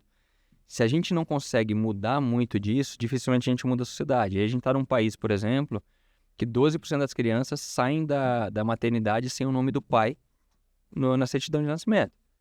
Ou seja, como é que você quer que a gente mude violência, tráfico de droga, tráfico de armas, gap social, com 12% das crianças sequer tendo uma presença paterna próxima, né?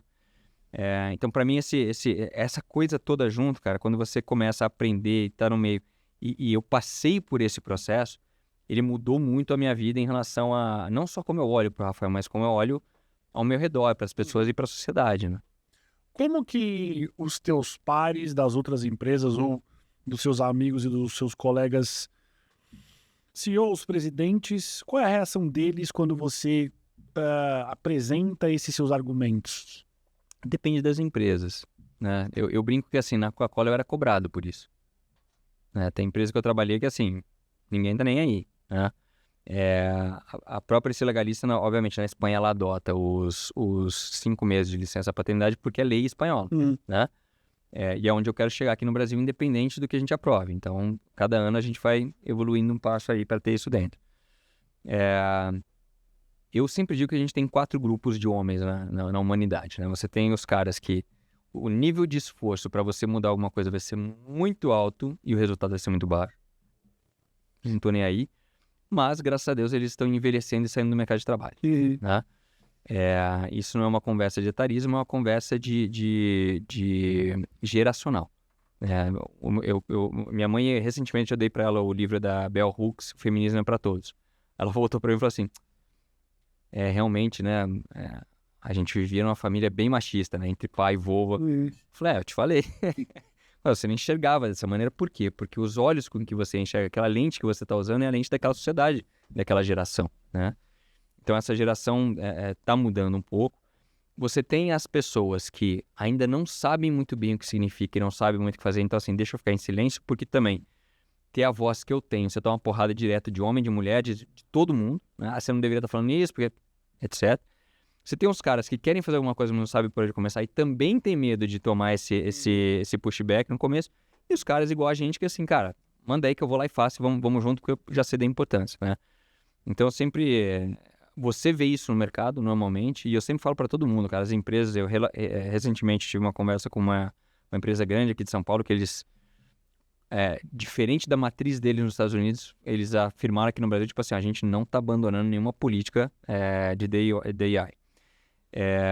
A gente estava conversando sobre isso e os caras falaram, cara, assim, no nosso caso aqui, a gente quer cada vez mais aprender o que a gente faz, qual a tua opinião? Eu falei assim, mapeia esses 3 grupos aqui e conscientiza as mulheres que sim ou sim, ainda e eu sei que é chato, ninguém tem mais saco para isso, mas ainda é função delas ajudar que esses caras venham pro jogo. E eles vão abrir a boca e falar besteira. Sim. Vai acontecer. Mas você tá ali para dizer assim, olha só, não é legal. Pensa nisso. O cara fala, poxa, entendi, ele vai melhorando. Se você for para dizer assim, tá vendo? Você não pode falar, o cara vai cair para esse lado aqui, ó. E é o lado que a gente não quer. Com os meus pares é a mesma coisa. Eu acho que quanto mais no DNA da empresa isso tá, e a presença social que a empresa tem, de marca que a empresa tem, então pego Coca-Cola, Ambev, Unilever, pode ver que esses caras já falaram, eu não tô nessa onda aí maluca que tá acontecendo nos Estados Unidos, não. Eu vou continuar fazendo o que eu preciso fazer.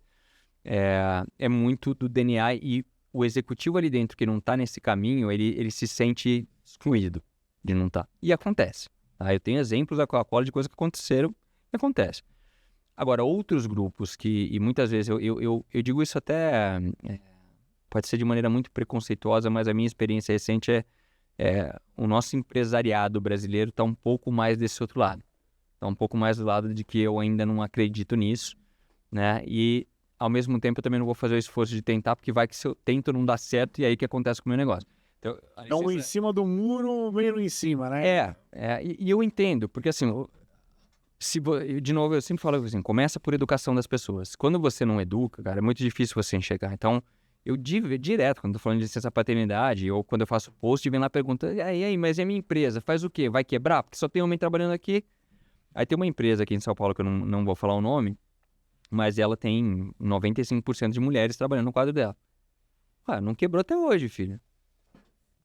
Como é que ela faz isso? Planejamento. Então, assim, as pessoas que trabalham lá dentro têm a confiança de falar, olha, o ano que vem eu estou pensando em ter filho, o ano que vem o nosso planejamento familiar mudou. Então, a empresa olha e fala assim, bom, beleza, se essas 10 pessoas estão pensando em ter filho, como é que eu ajusto o meu quadro, o meu orçamento o ano que vem para que essas 10 pessoas possam sair, ficar tranquilas, voltar à área delas estar andando bem e elas se incorporarem de volta na organização. Então, assim, o problema de você ter mais licença paternidade ou menos, ou mais licença maternidade ou menos, ou licença parentalidade, não é um tema de que a empresa vai quebrar ou não vai, porque senão a gente teria, né, crianças de 3 anos de idade limpando chaminé até hoje na Inglaterra. Exatamente. É um tema de planejamento orçamentário e planejamento de negócio. E aí tá a decisão de você, executivo, assim, você quer fazer isso porque vai dar trabalho ou melhor manter o status quo? Aí pensa no futuro, porque no futuro vai ser muito diferente. Sim, sim. A gente tá num mundo onde já está demonstrado que tendencialmente, biologicamente, a gente vai ter mais mulheres do que homens. Sim. Não só isso, mas como aí um outro fato que infelizmente é verdade, os homens morrem antes que as mulheres. Então, assim, num mundo que tem cada vez mais mulheres, você não está adaptando a sua empresa para essa realidade, seja de representatividade para você entender o mercado consumidor, seja de políticas organizacionais para você atender o que provavelmente vai ser a maior parte da sua força de trabalho, você vai ter um problema daqui a pouco. Então, pensa na longevidade da sua empresa. Obviamente, você tem em empresas muito grandes a assimetria do executivo. O cara fica 2 anos, então assim, 2 anos não fizer nada, daqui 10 quem tiver o problema é dele. Que para mim tem uma diferença interessante em empresa familiar ou essas empresas que já são DNA de olhar lá para frente e saber que a dependência, a sobrevivência delas depende dessa evolução também. Muito bom, Thiago. No começo da nossa conversa, você falou que você jogou 11 anos de vôlei. Qual a influência do que você aprendeu no Thiago executivo? A primeira, que ela não foi muito eficiente, mas ela ainda ajudou, que é aprender a perder. Então assim, suck it up, né? Engole. Acontece. Perdeu. De novo, não foi muito eficiente porque eu não gosto muito de perder ainda, mas eu acho que é até mais um tema de signo do que um tema de negócio. A outra coisa é a dependência das pessoas ao teu redor. O vôlei absolutamente não dá pra você jogar sozinho. Em que posição que você jogava? Levantador. Então assim, não dá pra você jogar sozinho. Impossível você jogar sozinho. Tem como. Né? O futebol você pode ter um time de um homem só, é difícil, mas pode acontecer. Já tem. Né? A gente olha o Cristiano Ronaldo lá na Arábia, no time dele é ele, né? Mas tem. Vôlei você não consegue. Então assim, você cria uma consciência de que se eu não servir bem o meu colega, ou se eu não for bem servido por ele, cara, e esse negócio não acontecer, a gente não consegue ganhar o jogo. Não tem de onde tirar.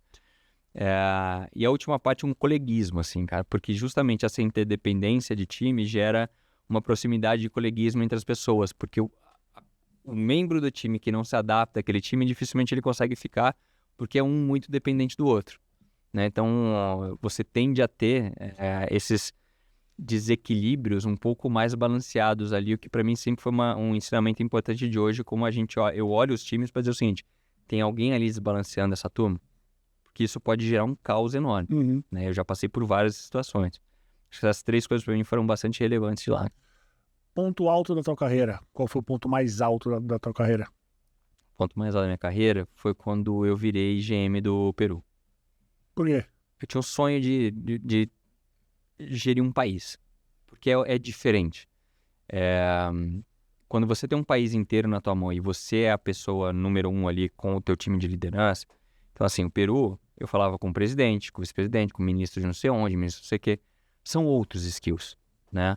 Aí você fala com a sociedade das indústrias, é outra coisa que tem que fazer. Então, eu tive no Peru, por exemplo, a gente teve uma lei de transportes que o prefeito de Lima aprovou do dia para a noite que caminhão acima de 6 toneladas não podia circular mais. Todos os nossos. E agora, cara? Ferrou meu negócio. Dia pra noite, exatamente. Então, assim, liga para ministro da Economia, liga para ministro dos Transportes, liga para prefeito, liga para não sei quem, aí liga para os seus concorrentes, que nessas horas você como indústria, né, tem que estar tudo Se une. Cara, como é que a gente vai fazer não sei o que? Então, assim, a gente passou ali 20 dias comendo osso, roendo osso duro, mas conseguimos chegar pro governo com uma solução que o governo vai falar assim, tá, aceito, porque a solução é, eu tô com você, eu também não quero ter o trânsito que tem em Lima, mas eu também não quero quebrar a economia. Então, qual que é o melhor termo? Então, assim, nós, junto com a Ambev, por exemplo, nós trouxemos profissionais da Coca-Cola e da Ambev da Europa que já tinham lidado com esse tipo de situação em Londres, em Paris, onde o centro começou a fechar, aqui do Brasil, porque São Paulo, Rio de Janeiro. Então, assim, levamos para o Peru e formamos, junto com outras indústrias e com o governo, uma mesa técnica para dizer, tá bom, esse é o objetivo. O objetivo é que os nossos caminhões não sejam mais um problema para atrapalhar o trânsito. O que a gente faz? Então, assim, saiu solução como horário de pico. Então, assim, se o horário de pico desse bairro é essa hora, a minha entrega não pode acontecer nessa hora. Ela tem que ser num outro horário, né? A gente abrir, junto com a prefeitura, abrir locais nos lugares onde, independente do horário, você tem sempre pico, lugar para o caminhão conseguir parar e não atrapalhar o trânsito. Então, assim, é uma construção feita em conjunto. Esse tipo de coisa, você, às vezes, quando você pega... Você é um diretor regional do Rio de Janeiro, como eu fui lá da Coca, você tem todo um time que faz isso a nível nacional, né? Então, eu tinha muita vontade de fazer e para mim foi um sonho realizado, assim, e eu amei, cara. Amei morar no Peru, foi muito legal, falo pra todo mundo. Visitem o Peru, é um país, assim, uma cultura histórica brutal, brutal. Para quem gosta de história, assim, eu fiquei enlouquecido. Tem cidade lá de 5.000 anos de idade, né? Então, o aprendizado de você morar fora, de você estar fora com a sua família. Cara, eu passei pela pandemia dentro do Peru. Então, assim, minha esposa e eu, casal jovem saudável. Na lista de vacinação, né? Tá aqui. Lá atrás. É o último do último do último. Então, assim, ir na fábrica, ligar junto com o GM do fabricante, ligar a fábrica para os funcionários olharem e falar assim, o processo está funcionando, não tem contaminação. Graças a Deus, no primeiro ano, a gente não teve nenhuma perda, né, nas equipes. A gente, na verdade, teve uma perda, infelizmente, que era um senhor já de idade com comorbidade que estava afastado, né, que acabou falecendo, mas na operação, por exemplo, todos os processos funcionaram. Então, assim, para mim, foi o ponto alto, porque assim, o meu nível de aprendizado ali é brutalmente maior do que qualquer coisa que tivesse acontecido antes e ainda me gera muito valor para o que vem acontecendo hoje. Qual foi o ponto mais baixo da sua carreira? O ponto mais baixo da minha carreira? Deixa eu ver um que eu posso falar. O que não vai te comprometer? Eu acho que foi quando eu saí do Brasil, na Coca-Cola. Eu tive um desentendimento com o meu VP na época, que muito de como foi gerido por mim poderia ter sido evitado, né? Mas eu deixei a emoção e o sangue quente ganhar mais a discussão do que a inteligência emocional de como é que eu tomo proveito da situação para ser mais um momento de aprendizado, porque essa talvez não seja a primeira vez que vai acontecer isso na minha carreira. Hoje eu olho para trás, eu consigo aprender muito e consigo tratar muito melhor. Mas ali para mim foi um ponto que assim, eu arrisquei minha carreira de forma desnecessária. Então eu tive meu nível baixado, o meu resultado no ano foi resultado de baixa performance por comportamento. Então assim, colocou muito em risco algo que não precisava. Ali para mim foi um ponto bem baixo. Você fala muito da Coca nas tuas respostas. Como foi se desligar da Coca-Cola? Como foi sair da Coca? Foi tranquilo. Foi tranquilo porque engraçado, assim, eu tive muita sorte na Coca de ter talvez um chefe que para mim não foi bom. Não é que o cara é ruim. O cara tá lá até hoje, o cara é excelente, mas assim, para mim não foi bom. Os outros todos eu tive muita sorte de ter tido excelentes líderes dentro da Coca-Cola. E nesse caminho, com 2 deles, eu aprendi muito sobre como que a empresa ela é um meio e não um fim na tua carreira. Isso para mim foi muito importante. Então, a minha decisão, no momento que eu tomei a decisão de sair da Coca-Cola, eu tinha relação com você, com outros headhunters, com outras empresas, com outros... Assim, eu tinha um plano preparado para sair da Coca-Cola, né? Então, a hora que eu vir para a Coca-Cola, eu falei assim, cara, não dá mais. Eu olho para minha carreira e falo assim, minha carreira é uma carreira que eu não sou um cara de baixa empregabilidade. Pode ser que eu demore um pouquinho mais, um pouquinho menos, mas eu vou achar, né? Financeiramente, eu estou bem amparado. Consegui, né, ter minhas economias, construir meu patrimônio. Então, assim, quando eu fiz um assessment da minha vida naquele momento, assim, eu estava preparado para fazer aquilo, né? E com uma coisa muito legal, assim, ter saído da Coca, que é o que me põe na posição que eu estou hoje, de portas abertas com todo mundo. Então, assim, eu conheço o cara que é o CEO global da Coca hoje, o presidente da América Latina. Hoje de manhã eu estava falando com um cara que é o ex-CEO e presidente da Coca-Cola Global. Por quê? Porque eu deixei as portas abertas com esses caras, né? Apesar de todo o entrave que pode ter tido em algum momento com o chefe ou com outro que é normal em qualquer carreira, a maior parte dos stakeholders que tem lá dentro, eu saí tipo assim, cara, não é mais um momento para mim como não é para a companhia, assim, no hard feelings. Então para mim não foi doído não, para mim foi pensado, foi consciente, que eu acho que me ajudou a ser tranquilo. Foi construído. Foi construído porque eu saio de lá, cara, assim, eu saí de lá com uma gratidão muito grande de levar a enciclopédia que eu levo hoje aqui, né? Assim como, provavelmente, se tiver um depois desse Legalícia, é outra enciclopédia, porque eu tô aprendendo, cara, tô aprendendo a gerir um negócio familiar. Eu era líder de mercado numa Coca-Cola, né, cara? Então você estufa o peito e vai diferente. Hoje você tem que ir comendo pelas beiradas. Então, assim, eu tenho muito apreço hoje pelos passos da minha carreira, pelas minhas falhas e pelos acertos, mas, mais ou menos, diante de tudo isso, das coisas que eu aprendi. E isso me dá segurança hoje, cara, de eu até poder tomar mais risco, mesmo na posição que eu tô, de às vezes ir um pouquinho mais adiante, porque eu sei do meu valor, eu tenho a minha rede de contatos, eu tenho o meu networking armado, tenho a minha imagem pessoal, né, relativamente bem construída. Então, assim, se puder deixar uma contribuição para os profissionais, é isso, assim, pensa na tua carreira como ela sendo sua e gere a tua carreira para você. Não quer dizer que você não vai ser um cara legal com a empresa. Eu visto a camisa, já não tô. Se Legalícia, eu visto a camisa, né? Não tomo cerveja da concorrência, não tem, na Coca eu não tomava. E não porque assim, a empresa não deixa, não. Ao contrário, eu viro e mexo, eu tomo. A gente tem degustação, eu tomo cerveja para provar. Mas é porque assim, eu não acho que eu tenho que dar dinheiro pro meu concorrente. Você vestir a camisa para mim, né? Agora, isso não impede do momento que eu olhar e falar assim, não é a situação que eu quero. Ou da empresa olhar para mim e falar assim, pô, Thiago, não é mais o caminho que a gente quer com você, eu poder estar bem amparado para eu dar o meu próximo passo e não estar dependendo de alguém que talvez eu não tenha nenhum controle do que eu posso fazer com a minha vida. E eu já vi muito profissional, cara, que quando você desliga a pessoa, ela não tem ideia do que fazer naquele segundo. Com certeza. Eu hoje, se o meu chefe virar pra mim e falar, Thiago, obrigado, tchau, cara, eu sei quais são os 3, 4 passos que eu dou. E isso pra mim é muito tranquilizador no momento de ter uma relação dessa e de falar pra Coca, olha, valeu, obrigado, porra, adorei meus 15 anos aqui, mas tá na hora de mudar. Eu vi um podcast seu que você se considera um cara introvertido. Considero não, eu sou. Que dicas que você dá para os executivos que se consideram ou que sejam introvertidos? Porque aqui, principalmente aqui no Brasil, criou-se a máxima de que o líder precisa ser o cara extrovertido, agressivo, fala com todo mundo. E a gente sabe que não é assim. O mundo inteiro, né, cara? Que é o modelo americano. Aqui no Brasil, por exemplo, todo mundo deseja ser igual o Bernardinho, mas esquece que o Zé Roberto é o cara que ganhou tanto quanto mais. Isso exatamente. Né? No mundo corporativo, que tende a copiar muito desse modelo americano de falar alto, de ser agressivo, o que você traz para nós introvertidos? Eu tenho uma coisa muito interessante, tem um TED, eu não lembro, depois a gente passa o nome e põe no link aí coisa de uma mulher que ela justamente fala sobre isso, né? É o poder dos introvertidos, não? Não, é um outro TED, né? Esse é o da Susan...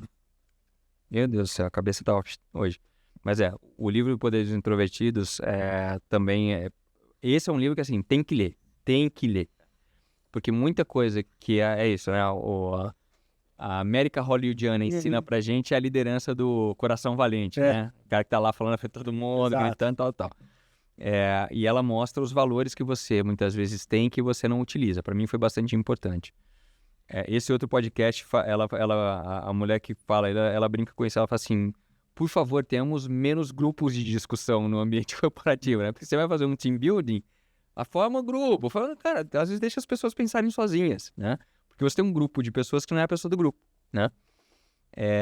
A primeira coisa pra mim, que foi de muito valor pra mim a vida inteira, depois que eu li o Poder dos Introvertidos, inclusive, a gente tende a observar muito o mundo. Então, eu sou um cara que eu chego numa festa, num restaurante ou numa empresa nova, o que quer que seja, você não vai me ver chegar falando, você vai me ver chegar olhando, observando o que está acontecendo, onde né, para eu medir a temperatura das coisas.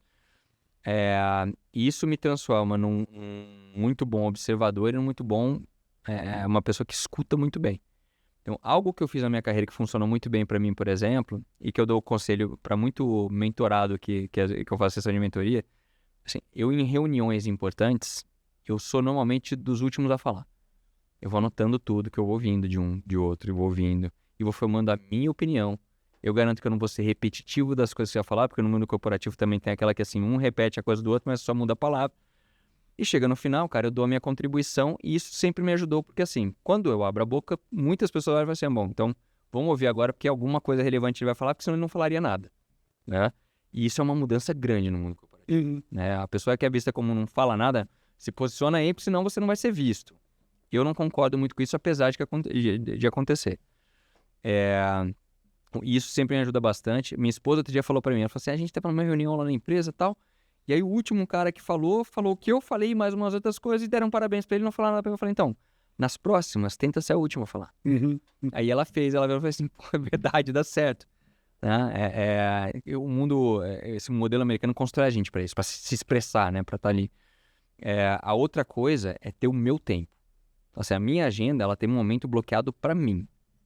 Assim, tanto é que semana retrasada eu chamei 4, 5 pessoas da empresa, do meu corpo de diretores e gerentes, e mais umas 2 pessoas de fora da empresa, que são pessoas que confio. A gente foi almoçar num restaurante junto, eu falei, ó, eu não tô tendo tempo pra parar pra pensar, eu tô com uma estratégia aqui na cabeça que eu não consigo tirar da minha cabeça. Eu preciso da ajuda de vocês. Eu falei, não vim aqui, não quero ninguém criticando a minha ideia, não quero. Eu quero que vocês me ajudem a tirar a ideia da cabeça. Aí eu ia explicando e a gente ia, cara, eu saí lá com 5, 6 folhas, eu desenho muito falando, 5, 6 folhas que eu finalmente consegui. Por quê? Porque a minha agenda essas últimas semanas, eu não tenho conseguido parar para que eu sente sem ninguém ao meu redor, porque tem o Rafa em casa, tem não sei o que aconteceu, sem ninguém ao meu redor, eu falo assim, cara, põe isso aqui que tá dentro no papel. Esse momento de silêncio, para quem é introvertido, é muito importante. É muito. Você se isolar em algum momento para você fazer as suas coisas.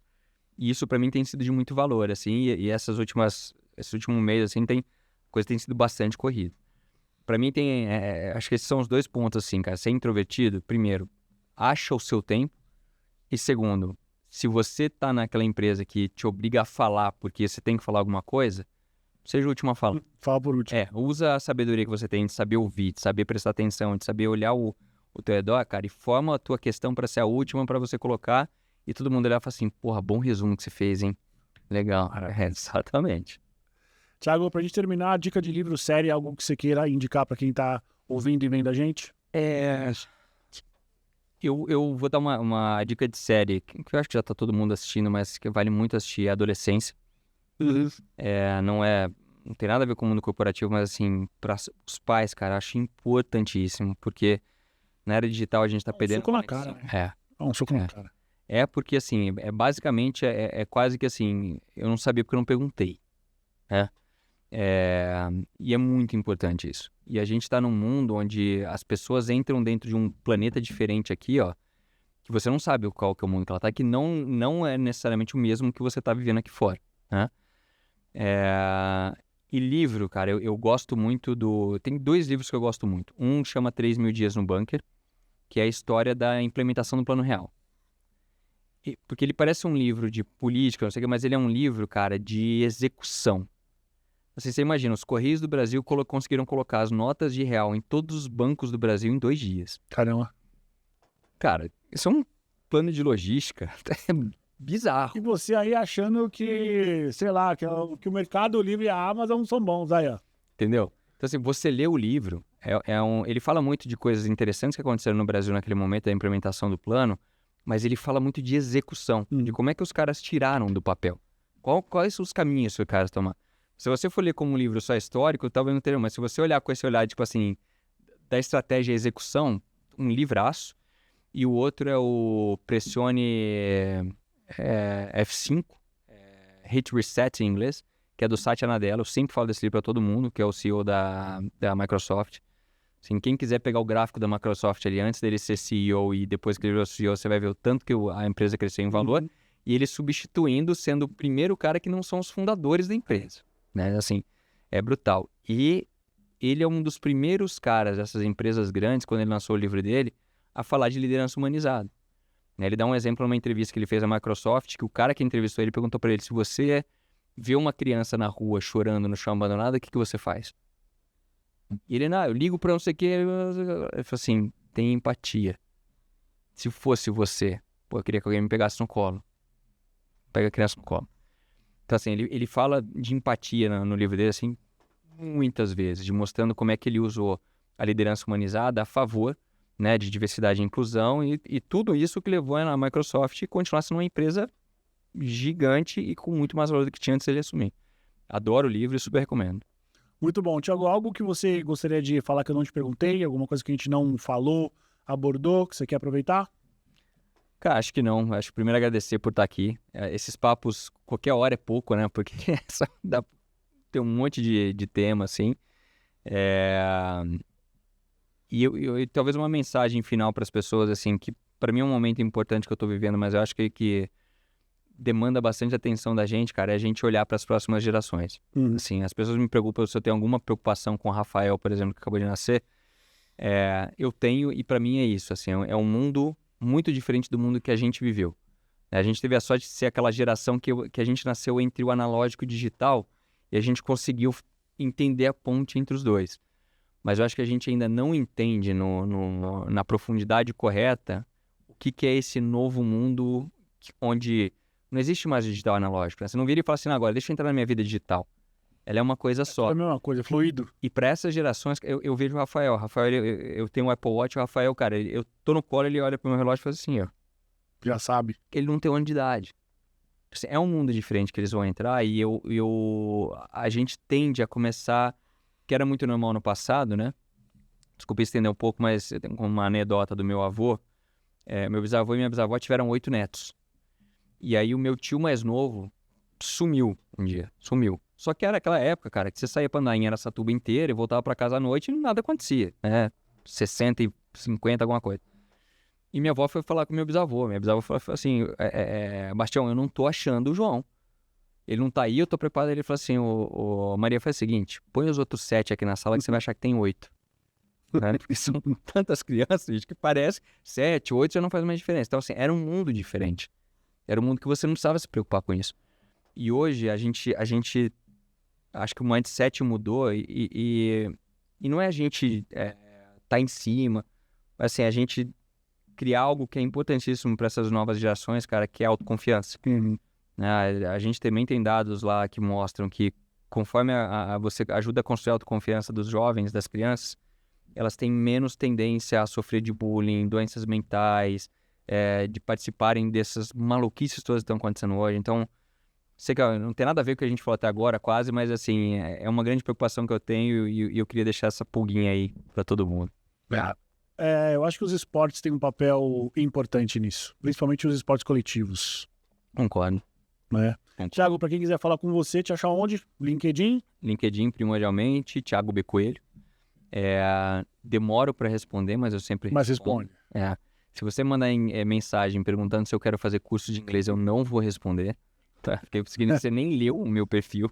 Então, por favor, eu sempre brinco assim, conexões significativas. Né? Eu adoro, assim, vira e mexe, tem gente que me escreve, pô, Thiago, eu tô passando por isso no trabalho, o que você acha? Cara, eu marco conversa, posso marcar daqui 3 meses. Mas conversa. Porque pra mim é um propósito muito, muito meu de ajudar as pessoas, sabe? De poder contribuir com as pessoas. E é um feedback positivo e real daquilo que você tá fazendo, né? Sim, total. Muito bom, Thiago. Obrigado pelo seu tempo. Sei que a tua agenda é super corrida. Espero te ver aqui por mais vezes. Vamos nessa, brigadão. Você que tá vendo a gente, curta, compartilhe, se inscreva no nosso canal. Até o próximo episódio.